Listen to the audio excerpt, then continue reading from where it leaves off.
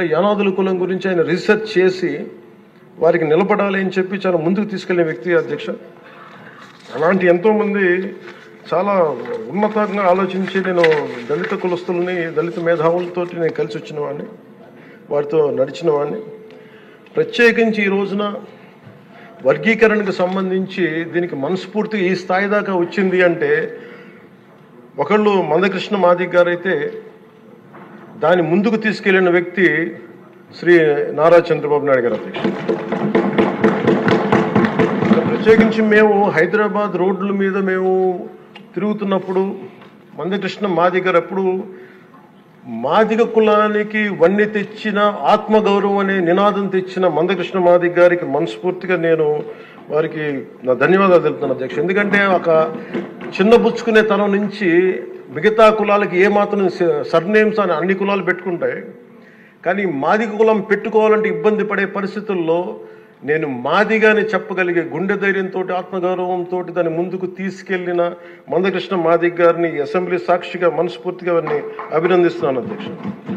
అలాంటి ఆత్మగౌరవ పోరాటాన్ని ముందుకు తీసుకెళ్లి దాన్ని ఆంధ్రప్రదేశ్ ఉమ్మడి రాష్ట్రంలో ప్రవేశపెట్టిన ఘనత, దాన్ని ముందుకు తీసుకెళ్లిన ఘనత శ్రీ నారా చంద్రబాబు నాయుడు గారికి మన గౌరవ ముఖ్యమంత్రి గారు దక్కుతుంది అధ్యక్ష. ఈ రోజున దేశ స్థాయిలో దీన్ని ముందుకు తీసుకెళ్లగలుగుతున్నాం అంటే ప్రధానమంత్రి గారి దృష్టిలో పడింది అంటే దానికి నాంది ఆంధ్రప్రదేశ్ నుంచే పడింది అధ్యక్ష.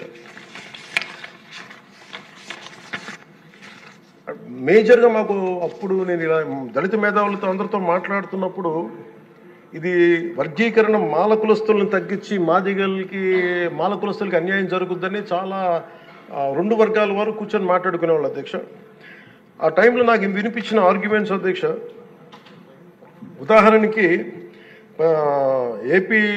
ఏపీలో మాల కులస్తులు మనకి తెలంగాణలో మనకి మాది కులస్తులు ఎక్కువ అధ్యక్ష. అలాగే ఇది ఒక్కొక్క చోట ఒక డామినేట్ ఒక్కొక్క కులం సబ్ క్యాస్ట్ ఎక్కువ బెనిఫిట్ తీసుకుంది రిజర్వేషన్లో, ఇది మిగతా వాళ్ళకు కూడా చెందాలనే దానిదే ఈ వాదన ఇది. ఉదాహరణకి రాజస్థాన్లో అయితే మేఘవాల్స్ జాటోస్ ఎక్కువ తీసుకుంటారు రిజర్వేషన్లో, భైరవ కులస్తులు కానీ కోలీస్ కానీ దీన్ని తక్కువ శాతం తీసుకుంటారు, ఇక్కడ వాళ్ళు బెనిఫిట్ అవుతారు అధ్యక్ష రాజస్థాన్లో. అలాగే మనకి ఉదాహరణకి పంజాబ్లో అయితే రవిదస్య ముఖ్యంగా చెప్పాలంటే అక్కడ మన మాదిగ కులస్తులతో సమాన చమార్ కాస్ట్ వాళ్ళు ఎక్కువ బెనిఫిట్ తీసుకుంటారు అధ్యక్ష. కానీ అక్కడ ఈ రోజున మేజర్ భాగం దీనివల్ల బెనిఫిట్ అయితే అక్కడ బాల్మీకిలు, మజాబీ సిక్కులు, ఇలాగ అనేక విభిన్నంగా ఒక్కొక్క చోట ఉన్న ఈ డామినెన్స్ కావచ్చు లేదంటే ఎక్కువ శాతం తీసుకోవడం కావచ్చు, ఇట్స్ అ బ్యాలెన్సింగ్ యాక్ట్ అధ్యక్ష. ఇది వీటన్నిటిని గుర్తించి మనస్ఫూర్తిగా ఈ రోజున నారా చంద్రబాబు నాయుడు గారి ఆధ్వర్యంలో ఈ రోజున ఈ ఎన్డీఏ కూటమి ప్రభుత్వం ఈ మా రిజర్వేషన్ వర్గీకరణ బిల్లుని మనస్ఫూర్తిగా జనసేన తరపు నుంచి మనస్ఫూర్తిగా మేమందరం సమర్థిస్తున్నాం అధ్యక్ష. ప్రత్యేకించి నేను మొన్న రాజీవ్ రంజన్ మిశ్రా గారితో మాట్లాడుతూ ఉంటే 100 నుంచి 10,000 లోపు ఉన్న దాదాపు 59 ఉపకులాలు, మా దళిత కులాలు ఇవన్నీ మాలమాదిగా దళిత ఉపకులాలతో సహా 59 ఎక్కువ సంఖ్యాబలం ఉన్నాయి. దీన్ని ఎలా చేస్తారంటే 100 లోపు నుంచి 10,000 లోపు ఉండే 46 కులాలు అధ్యక్ష. కొన్ని కులాలు దాదాపు 30-40 మంది కూడా ఉన్నారని వారు తెలియజేశారు అధ్యక్ష.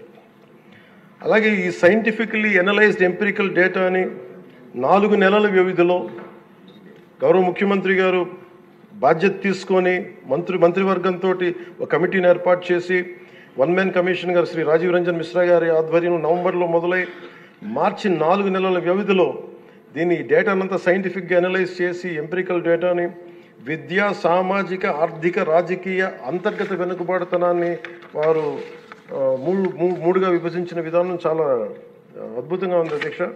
ఇది అందరికీ మేలు చేస్తూనే కోరుకుంటున్నాను. మందకృష్ణ గారు వర్గీకరణ ఉద్యమానికి ఆద్యులు, మందకృష్ణ గారు వర్గీకరణ ఉద్యమానికి ఆద్యుడు, వర్గీకరణ సాధన పోరాట సమితి యోధుడు అధ్యక్ష మందకృష్ణ గారు.